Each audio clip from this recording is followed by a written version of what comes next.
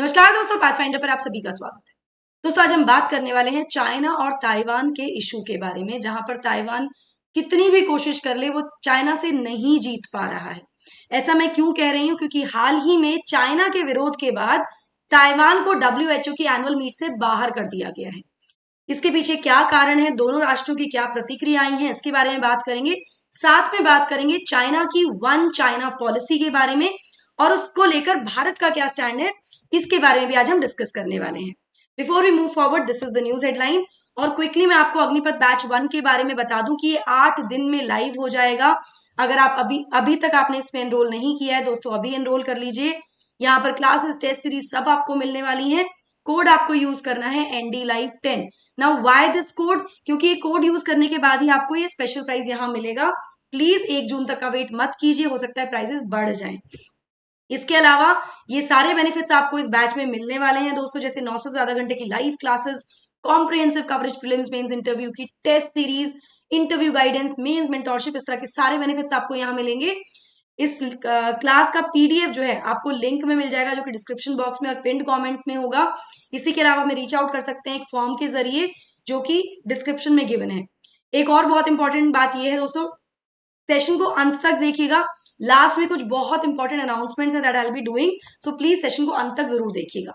चलिए बात करते हैं इशू की, या मुद्दा क्या हुआ है न्यूज की। ताइवान एक बार फिर से विफल हो गया है अपने एफर्ट्स में to gain invitation to the WHO annual assembly. बहुत कोशिश की यहाँ पर ताइवान ने, जो कि एक आइलैंड कंट्री है, कोशिश करते रहे। उन्होंने बताया भी कि उनके पास बहुत सपोर्ट है उनके पार्टिसिपेशन को लेकर। फिर भी उनको जो असेंबली, एनुअल असेंबली है जिनेवा में, उसने डिसाइड किया है कि वो एक्सटेंड नहीं करेगी ताइवान को ये इनविटेशन इस इवेंट के लिए, जो कि 21 से 30 मई के बीच में होने वाला है।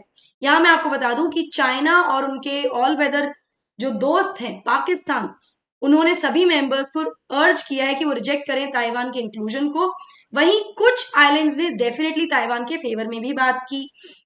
यहाँ पर चाइना का मैं बता दूं, चाइना क्लेम करता है सॉवरेनिटी, संप्रभुता ओवर ताइवान, और कहता है कि आइलैंड कोई सेपरेट देश नहीं है, बल्कि वो बीजिंग की वन चाइना पॉलिसी का हिस्सा है, जिसको गवर्न करता है बीजिंग। ठीक है ना। चाइना का जो इंसिस्टेंस है कि ताइवान एक अलग कंट्री नहीं है, इसका मतलब ये है कि जो आइलैंड है, जो देश है, इसको एक्सक्लूड कर दिया जाएगा जितने बहुत सारे इंटरनेशनल ऑर्गेनाइजेशन से, क्योंकि एक ही ऑर्गेनाइजेशन में दो देश, तो एक ही देश के दो भाग तो हिस्सा नहीं लेते हैं, एक ही कंट्री पार्टिसिपेट करती है, जिस वजह से ताइवान को बाहर कर दिया गया है इस एनुअल मीट से भी।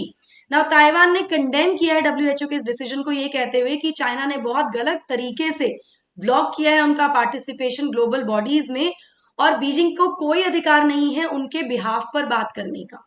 यहाँ पर जो फॉरेन मिनिस्टर है ताइवान के, उन्होंने कहा कि भाई ताइवान की जो डेमोक्रेटिकली इलेक्टेड गवर्नमेंट है, केवल वही रिप्रेजेंट कर सकती है ताइवान को, ताइवान की 23 मिलियन जनता को WHO में और बाकी ऑर्गेनाइजेशन में, जो भी अंतरराष्ट्रीय स्तर की ऑर्गेनाइजेशन हैं, और वही उसी को अधिकार है कि वो प्रोटेक्ट करे जो उनके जनता है उसकी हेल्थ और ह्यूमन राइट्स को।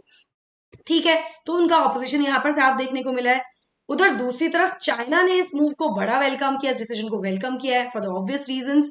यहाँ पर चाइनीज फॉरेन मिनिस्टर ने एक स्टेटमेंट में कहा कि भाई ये पूरी तरह से दिखाता है कि चाइना की जो वन चाइना प्रिंसिपल है ना, वो जनता का एस्पिरेशन, लोगों की एस्पिरेशन है, और जो ट्रेंड है वो देखा गया है बहुत बार कि इंटरनेशनल कम्युनिटी और इसको एक्सेप्ट करती है और वो इसको चैलेंज नहीं करते हैं किसी भी तरीके से। यहाँ पर मिनिस्टर ने ये भी कहा कि इस कॉन्फ्रेंस के ओपन होने से पहले ही लगभग 100 कंट्रीज ने एक्सप्रेस किया था अपना adherence to the China one China principle and their opposition to Taiwan participation in World Health Assembly. ठीक है, जिसका मतलब किस तरह से किया गया है, ये किया गया है by special letters to WHO and statement from these countries. ना यहाँ पर चाइना ने कुछ इशारा भी किया है कुछ राष्ट्रों की तरफ, जो कि ऑब्वियस है। इट कैन बी US, जहां एक तरफ US के साथ वो अपना बैलेंस करने की कोशिश कर रहे हैं, रिलेशंस इंप्रूव करने की कोशिश कर रहे हैं, और शायद भारत की तरफ या बाकी देशों की तरफ ये इशारा भी कर दिया है कि वो बिल्कुल भी प्रिटेंड ना करें कंफ्यूज, वो पॉलिटिसाइज ना करें हेल्थ इशू को, वो करना बंद कर दें। और साथ में उन्होंने ये भी कह दिया है यहाँ पर चाइना ने कि भाई बिल्कुल इंटरफेयर मत कीजिए चाइना के इंटरनल अफेयर्स को under the pretext of Taiwan issue. और साथ में ये भी कहा कि जो इनकी गलत प्रैक्टिस है ना कि ताइवान जो जिससे वो इस्तेमाल कर रहे हैं ताइवान टू कंट्रोल चाइना, ये भी बिल्कुल बंद कर देनी चाहिए। तो कुछ राष्ट्रों की तरफ यहाँ पर इशारा चाइना की तरफ से किया गया है। यही मैं आपको बता दूं कि ताइवान को अलाउ किया जाएगा कुछ टेक्निकल WHO मीटिंग्स को अटेंड करने के लिए, लेकिन एनुअल मीट ताइवान नहीं अटेंड कर पाएगा। और ये भी कहा है कि इसका जो एक्सक्लूजन है WHO से कहीं ना कहीं वो कोविड-19 से फाइट करने के जो उसके एफर्ट है उसको हिंडर जरूर करेगा। यहाँ ताइवान ने रिजेक्ट कर दिया है चाइना की सॉवरेनिटी को और कहा है कि only Taiwanese people can decide their future, not China. So ये तो हुई न्यूज।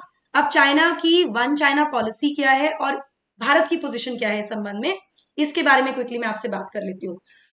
Excuse me. तो जो चाइना की वन चाइना पॉलिसी है वो रिकॉग्नाइज करती है केवल पीपल्स रिपब्लिक ऑफ चाइना, ठीक है, और ये कहती है कि केवल एक ही सॉवरेन देश है under the name of China with the PRC, People's Republic of China, as the serving as the sole legitimate government of that China, ठीक है।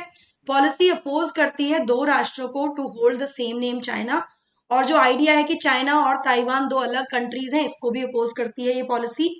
पॉलिसी रिकॉग्नाइज नहीं करती है एग्जिस्टेंस ऑफ ताइवान, ताइवान के एग्जिस्टेंस को भी रिकॉग्नाइज नहीं करती है। यहाँ मैं आपको क्विकली चीज बता दूं कि वन चाइना पॉलिसी और प्रिंसिपल में थोड़ा सा डिफरेंस है, लेकिन अगर मैं वन चाइना पॉलिसी और इंडिया के पोजीशन के बारे में बात करूं तो हमें वन चाइना पॉलिसी समझना ज्यादा जरूरी है, ठीक है। कोई भी देश जिनके डिप्लोमेटिक रिलेशंस हैं मेनलैंड चाइना के साथ, उनको तपेई के साथ सारे मतलब ताइवान के साथ सारे अपने टाइज ऑफिशियल टाइज को ब्रेक करना होगा, जिसकी वजह से ताइवान का डिप्लोमेटिक आइसोलेशन भी हुआ है इन द इंटरनेशनल कम्युनिटी या फ्रॉम द इंटरनेशनल कम्युनिटी।